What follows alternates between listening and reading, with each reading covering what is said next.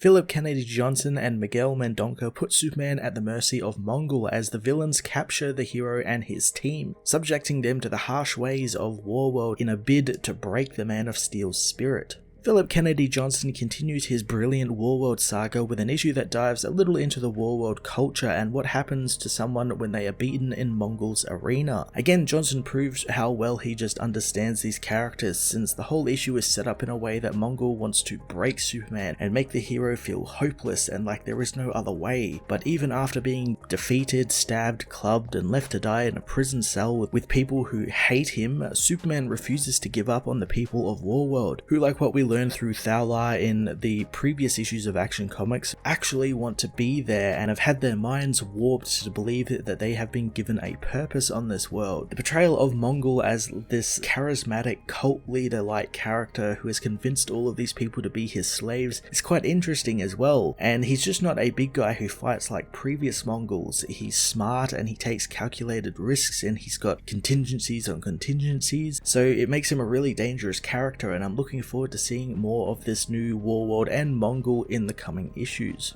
Miguel Mendonca continues artwork on the book with some fantastically brutal, very Conan the Barbarian-like artwork that perfectly captures the futile and bleak nature of Warworld. The action of the issue, with what little there actually is actually quite quick and violent and hard-hitting, as it should be, and it just looks fantastic. Action Comics issue 1038 was another stellar issue that showcased the constant persistence and strength of Superman, and how even in the face of overwhelming odds, he will never give up hope or the chance to inspire hope in those who need it. I'm going to give this issue a 10 out of 10. Action Comics issue 1038 finds Teacher awakens Superman, telling him that he cannot die yet since slaves think he is more than other men, and if he is shown to die, he would be a poor prize. The being awakens Superman with his device as Chatel proclaims that the chained Superman has fallen. He shows off the chained heroes, all who await death far beyond the sight of their gods, and when they do die, they will not be awakened in the Orchard of the Dead alongside the Warzoons, since grubs such as them have no iron in their name. Chatel says that they will be reborn as the blind worms that eat on corpses, as Omak breaks from their chains, killing some Warzoons in Leah's name as she frees Natasha, facing down Darling, who blasts the heroes, knocking them out again. Mongul arrives with his war axe, telling them the battle, like all battles, is for Mongul. Mongul tells the people that he has conquered the Superman and to keep in Warzoon law, what was once Superman's is his now, meaning he now rules his bloodline, all his works throughout his life, and even the United Planets, and soon his armies will march across the cosmos to claim them. He gives Superman's team to his champions as slaves, with Natasha and Omak living out their days in the fighting arenas. He claims Superman as his own, demanding Kal-Jo be brought before him. One of the Warzoons is brought before Mongul, who says that this being let Midnighter escape, and for this he must die, as well as his brother, but he won't be killing him. Superman has to do it. He tells Clark that one of his team is dead and Apollo will soon join her, but if he kills Kal-Jo, he will heal them back to life, but if he doesn't, he will hunt down Jonathan Kent and kill him. Angered, Superman grabs the axe, throwing it at Light Ray's chains and catching her body, telling her that not all stories end with death, knowing that she will have so many adventures and love and be loved by many across many worlds. He doesn't know when or how, but he will see Light Ray again as Mongul knocks the hero out with his axe. Later on, Omak and Natasha are brought before a blacksmith, where they are given their chains as the Warzoons begin their chants, telling them that Mongul's dominance blesses them with iron.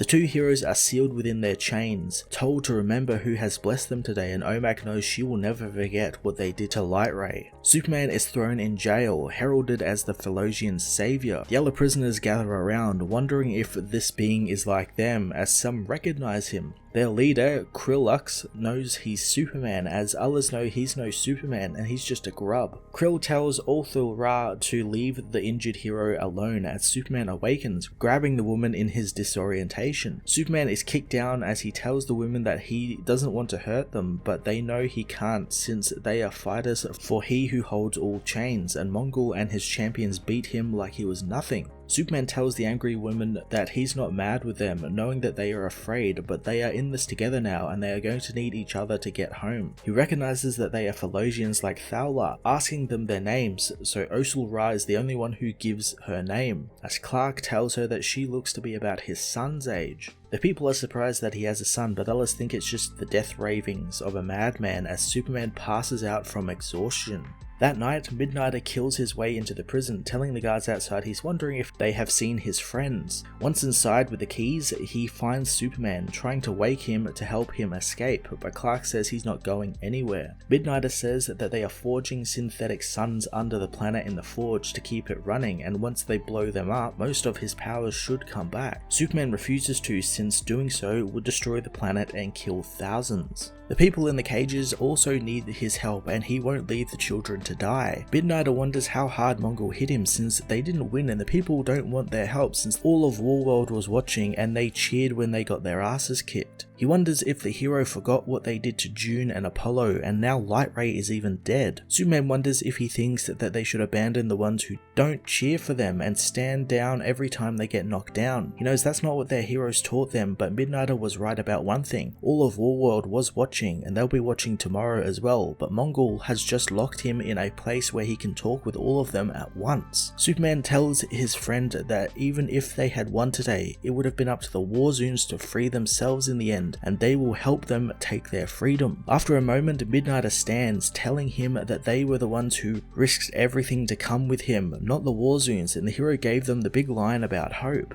Midnighter leaves, saying that Superman lied to them since there is no hope there, and these people don't want to be freed by them. He asks if their lives are really worth more than theirs, but Superman knows they aren't. They aren't worth less either. In a nearby cage, Kal-El watches the hero, muttering the word hope as he draws the House of L symbol into the sand on the ground.